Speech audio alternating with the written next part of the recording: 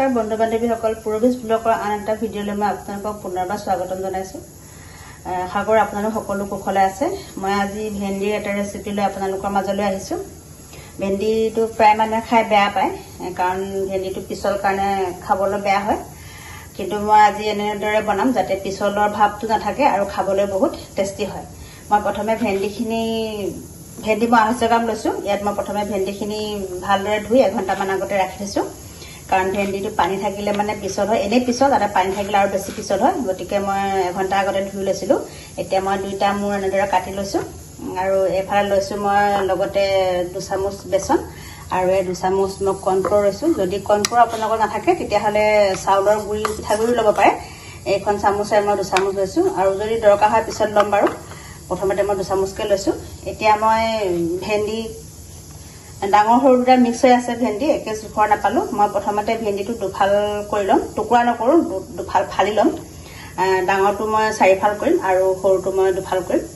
তাৰপাছত মই মোৰ ৰেচিপিটো ষ্টাৰ্ট কৰিম। যদিহে মোৰ ৰেচিপিটো চাই ভাল পায় আপোনালোকে কমেণ্ট কৰি জনাব কেনে পালে, আৰু লগতে মোৰ ভিডিঅ'বোৰ লাইক কৰিব, শ্বেয়াৰ কৰিব, লগতে মোৰ চেনেলটো ছাবস্ক্ৰাইব কৰি দিবলৈ নাপাহৰিব।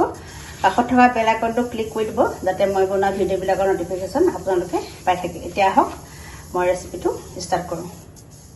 প্ৰথমে মই ভেন্দিখিনি এনেদৰে কাটি ল'লোঁ, টুকুৰা কৰি ল'লোঁ এনেদৰে।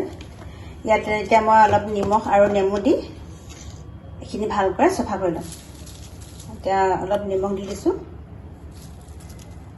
লগতে অকণমান নেমু চেপি দিম।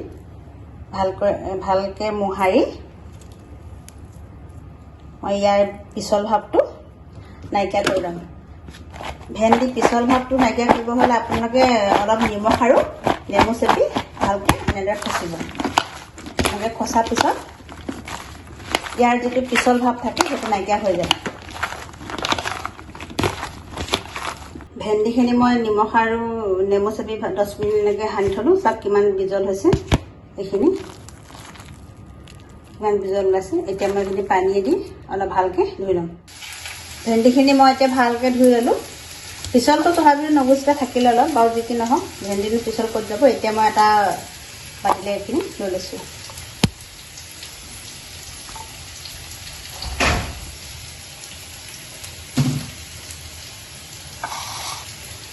ইয়াত এতিয়া প্ৰথমতে মই বেচনখিনি দি দিম।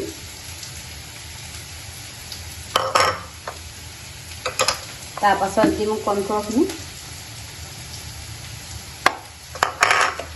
লগতে অকণমান হালধি দিম,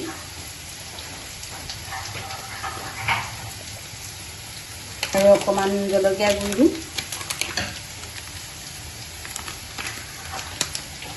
অকণমান ধনিয়া গুড়ি। আপোনালোকে ইচ্ছা কৰিলে কি কি মছলা দিয়ে নিজে দি দিব পাৰে। মই এইখিনি দিছোঁ, অকণমান জিৰা গুড়ি,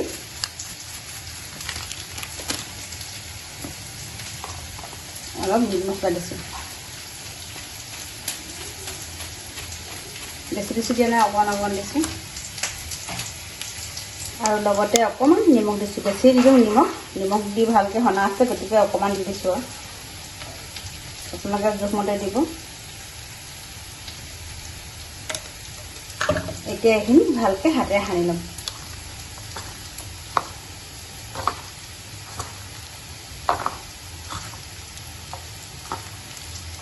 এইফালে এখন কেৰাহীত মই তেল গৰম কৰি দিছোঁ, তেল গৰম হৈ গ'ল। এতিয়া মই ইয়াত ভেন্দিখিনি দি দিম।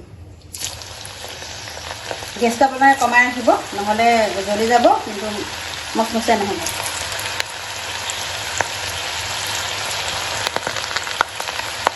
এনেকৈ ভাজিলে খাবলৈ একদম পাপৰৰ নিচিনা লাগে, চিপছৰ নিচিনা।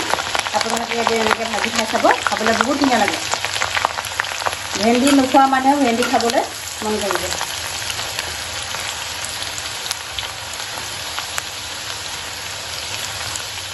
অলপ কষ্ট কৰিব লগা হয়, কাৰণ ভেন্দিটো বহুত পিছল যে, সেইকাৰণে মানে ভেন্দিটো পিছল হোৱাৰ কাৰণে মানে অলপ দেৰি লাগে।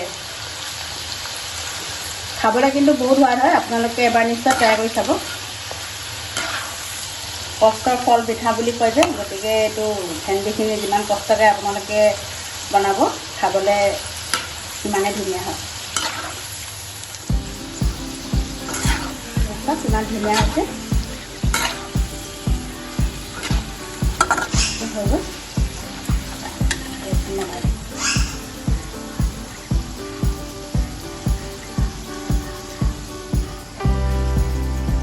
চাওক কিমান ধুনীয়া হৈছে। আপোনালোকে এবাৰ ট্ৰাই কৰি চাব আৰু কেনে পালে মোক কমেণ্ট কৰি জনাবলৈ নাপাহৰিব। ভিডিঅ'টো শেষলৈকে চোৱাৰ কাৰণে ধন্যবাদ থাকিল। আকৌ এটা নতুন ৰেচিপি লৈ আপোনালোকৰ মাজলৈ আহিম। এতিয়া আহোঁ, বাই বাই।